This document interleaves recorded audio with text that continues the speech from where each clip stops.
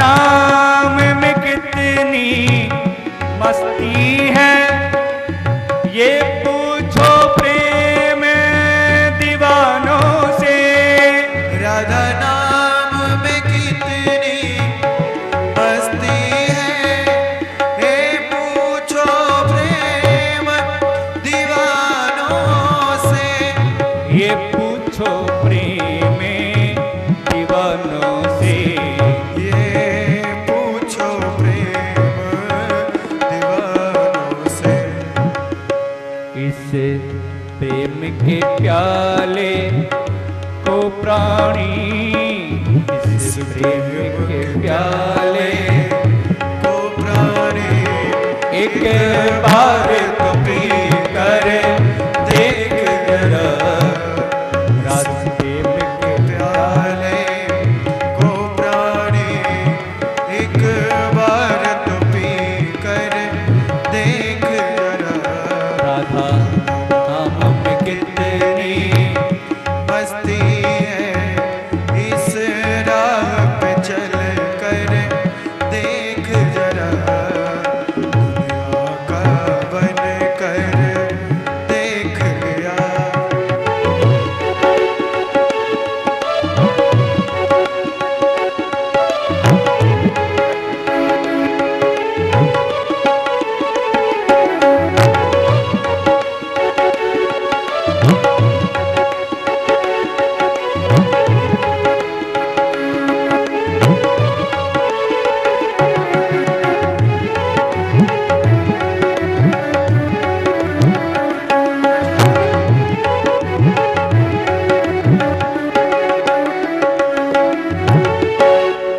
जो भक्ति मार्ग पर चलते हैं, वो जग में हमारे हो जाते हैं।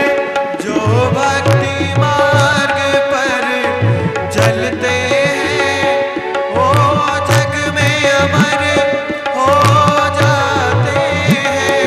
श्री राधा राधा जो रटे, श्री राधा राधा जो रटे। श्री राधा राधा जो रटे, श्री राधा राधा जो रटे। तेन परे भव फंदे, इनको हृदय राखी हैं। श्री ब्रज गोकुल चंद। राधा राधा कहती ही, श्री राधा राधा कहती ही। श्री राधा राधा कहते ही, श्री राधा राधा कहते ही। सब व्याधा मिट जाए, कोटि जन्म की आपदा। श्री राधा नाम से जाए। जो भक्ति मार्ग पर चलते हैं, वो जग में अमर हो जाते हैं। जो भक्ति मार्ग पर चलते हैं, वो जग में अमर हो जाते हैं। वो जग में अमर हो जाते हैं। वो जग में अमर हो जाते हैं। ये प्यारी हकीकी श्यामा की, ये प्यारी हकीकी श्यामा की। तू नींद से जग कर देख जरा। ये प्यार हकीकी श्यामा की, तो नींद से जग कर देख जरा। ये प्यारी हकीकी श्यामा की, ये प्यारी हकीकी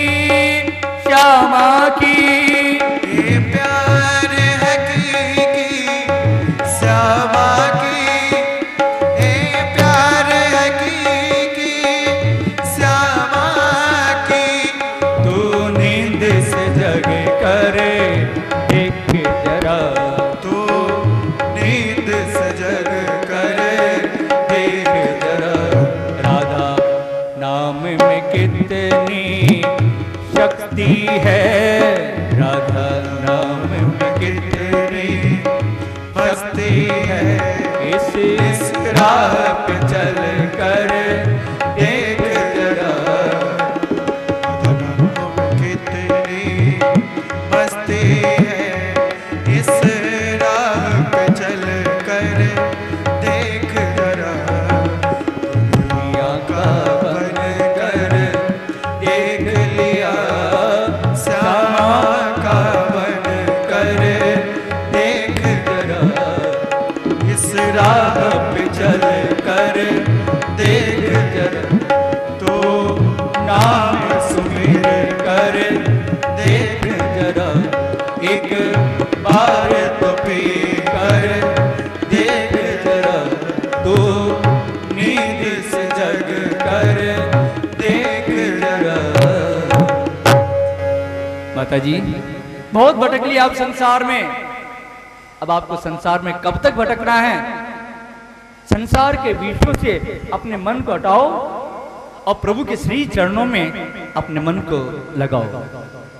माता जी परमात्मा के चरणों का आश्रय लेकर के जो जीव जन्म मरण के चक्कर से मुक्त हो गया उसी का मानव जीवन सफल समझो।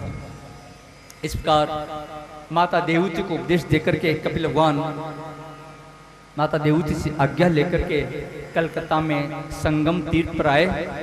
समुद्र ने उनके वहाँ स्वागत किया, आज भी हमें उनके वहाँ पर दर्शन होते हैं। माता देवती भी सरस्वती नदी के किनारे चली गई, वहाँ रह कर के स्नान ध्यान पूजा पाठ करते हुए उन्हें सद्गति प्राप्त हुई।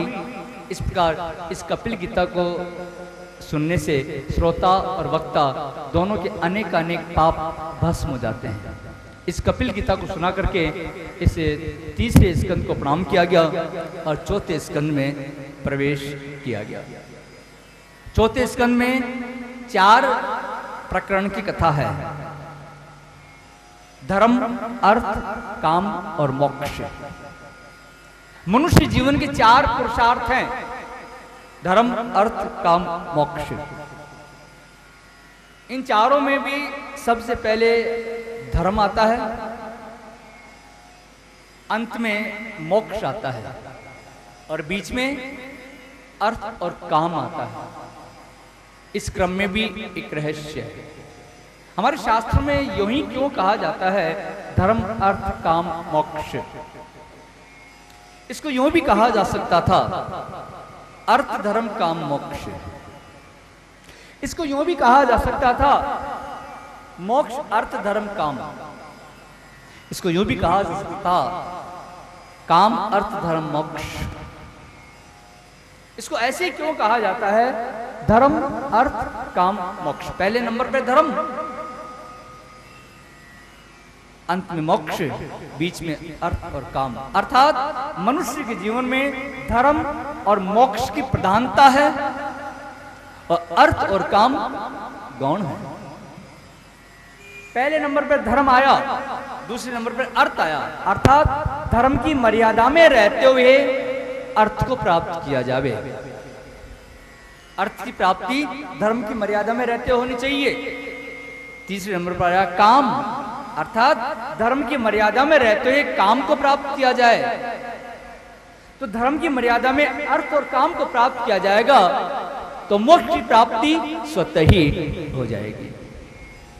इस क्रम में यही रहस्य है।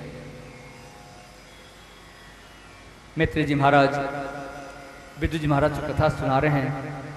अब मैं कर्दम ऋषि कन्याओं के वंश का वर्णन करता हूं।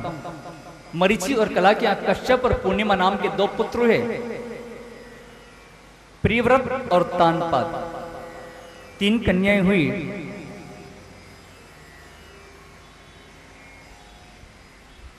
अत्रि ऋषि की पत्नी अनुसुया के यहाँ 3 पुत्र हुए, दत्तात्रेय, दुर्वासा और चंद्रमा। ये तीनों पुत्र ब्रह्मा, विष्णु और शंकर के अंश से उत्पन्न हुए थे। विदुर जी महाराज पूछते हैं इन तीनों देवों को अत्रि ऋषि के यहाँ अवतार लेने की इच्छा क्यों हुई? ये कथा मुझे विस्तार से सुनाइए। मैत्रेय ऋषि कथा सुना रहे हैं।